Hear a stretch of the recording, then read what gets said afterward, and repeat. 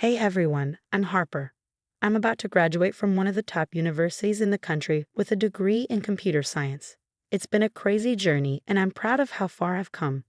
But if I'm being real, my family life is complicated. My parents split when I was a kid, and after that, my dad's side of the family pretty much disappeared. That includes my Uncle Robert. I have these vague memories of him visiting when I was little. There was one time he helped us out during a rough patch, but it's all kind of hazy now. As graduation gets closer, I've been thinking a lot about the past. I've worked so hard these last 4 years, but there's this nagging feeling that something's missing. Hey Jess, you okay? That's Mike, my boyfriend. He's been my rock through all the madness of college.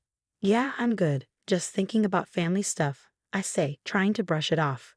Your dad's side again? He asks, raising an eyebrow. I nod, chewing on my lip.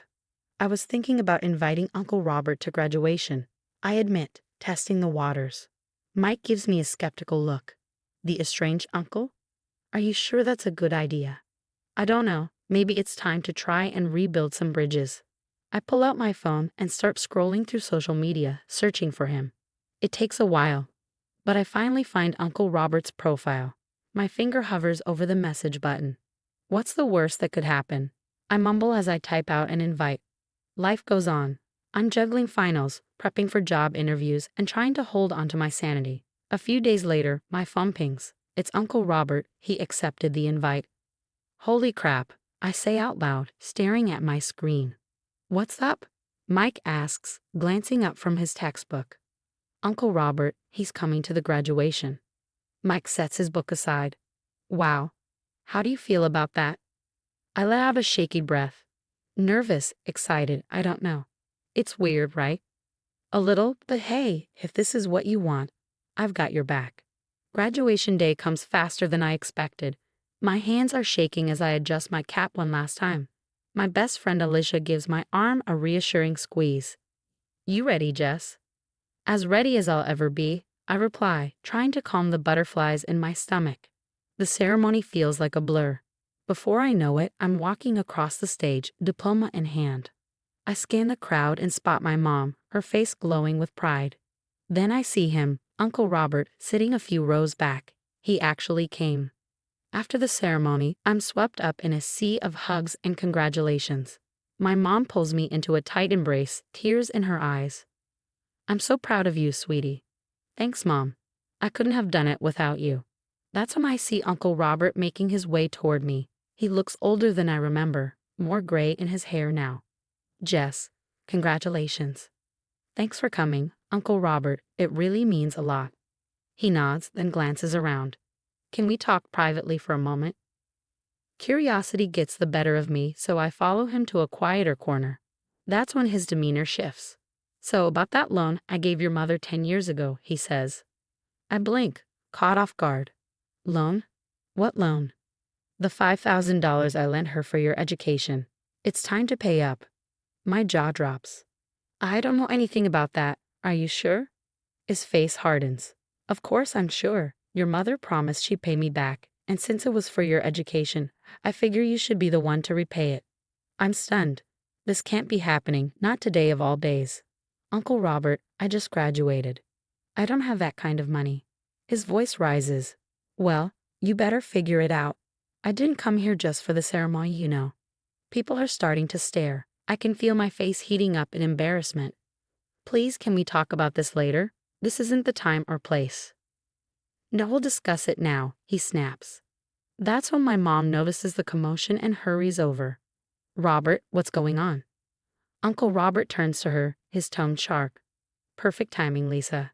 Care to explain why your daughter hasn't paid me back? Mom's face pales.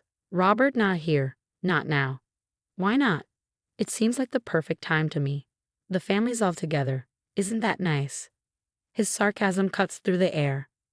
I look between them, completely lost. Can someone please tell me what's going on?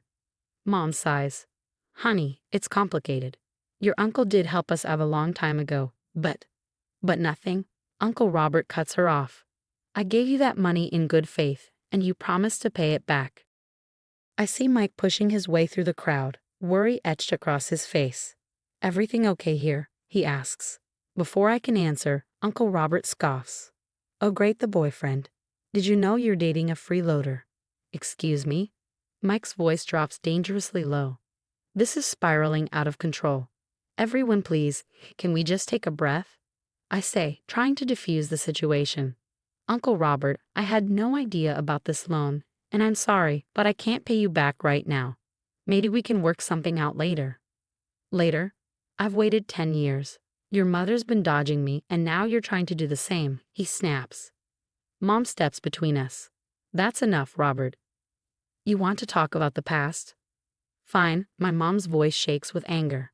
Let's talk about how you manipulated Dad into changing his will. Or how about the money you borrowed from Aunt Sarah and never paid back? The air between them crackles, years of buried tensions rising to the surface like an electric storm. I'm caught in the middle of it all, watching helplessly as what should have been the happiest day of my life unravels into chaos. As I stand there, my heart pounding, I can't help but wonder what other secrets have been buried, hidden in the tangled web of my family's past.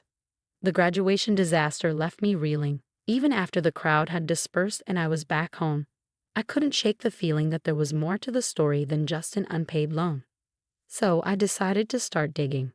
Mom, we need to talk about Uncle Robert, I said one evening, sitting down at the kitchen table, the weight of unresolved questions pressing on me.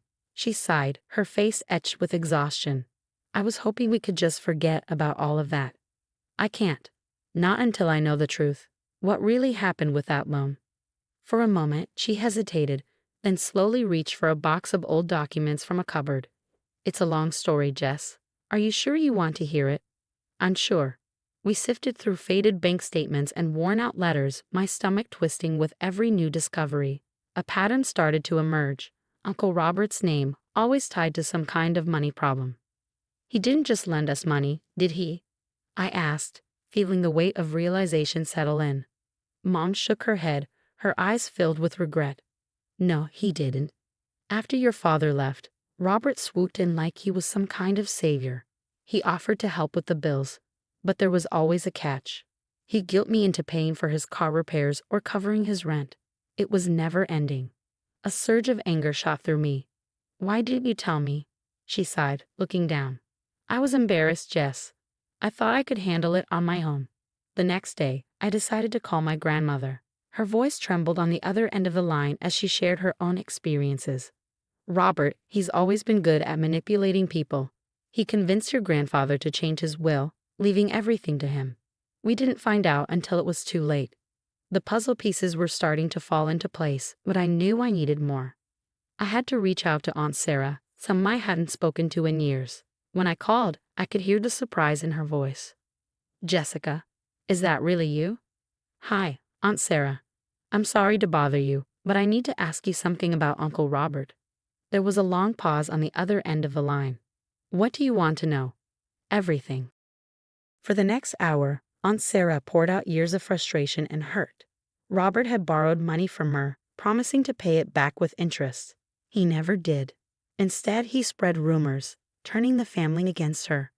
I'm so sorry, Aunt Sarah. I had no idea. It's not your fault, sweetie, she sighed.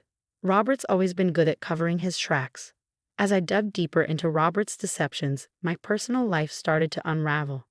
Mike and I argued when I canceled our date night to continue my investigation. Jess, I get that this is important, but you can't let it consume you, he said, frustration clear in his voice. You don't understand. This isn't just about me, it's about my whole family. I'm trying to understand, but you're shutting me out. He was right, but I couldn't stop now. I was close to unraveling the whole truth. My job search was suffering too. I bombed an interview, too distracted by a lead I'd uncovered about Robert's business dealings. I'm sorry, but you're not the right fit for this company, the interviewer said, disappointment in her tone. I left the office feeling crushed. Was I sacrificing my future to expose the past? That night, I spread out all the evidence I gathered across my bedroom floor.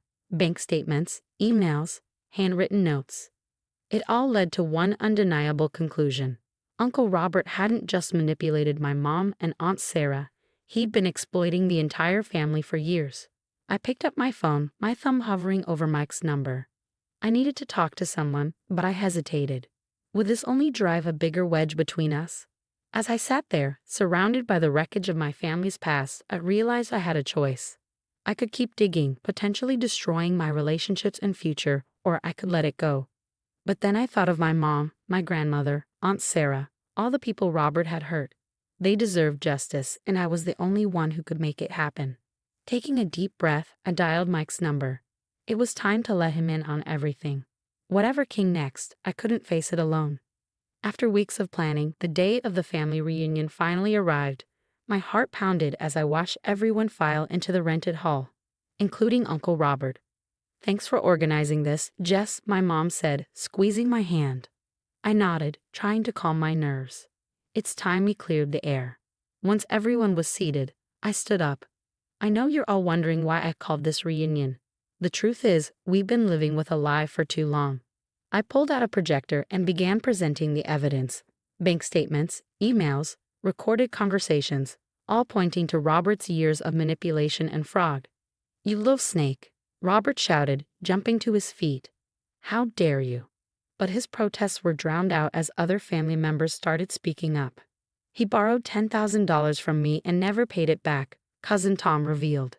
"He spread rumors about me to cover up his own theft," Aunt Sarah added. As Robert's facade crumbled, the family united against him. The decision to cut ties was unanimous. Unexpectedly, my investigation caught the attention of a corporate security firm. Impressed by my persistence and skill, they offered me a job in fraud detection. Months later, I was thriving in my new career, and my family was closer than ever, healing old wounds. Then, the news broke. Robert was facing charges for tax evasion and fraud in his business dealings. "Karma's a bee, huh?" Mike said, showing me the article. I smiled, feeling a weight lift off my shoulders. Justice had been served without us having to lift a finger. As I reflected on everything that had happened, I realized the importance of standing up to toxic people and the power of truth. My future was no longer shadowed by Robert's manipulation. "Ready for dinner with the family?" Mike asked, grabbing his keys. I nodded, grateful for the stronger, more honest relationships we built. "More than ready. Let's go." The story ends here. What would you have done in Jessica's shoes? Would you have exposed Uncle Robert or kept the family secrets buried? Share your thoughts in the comments.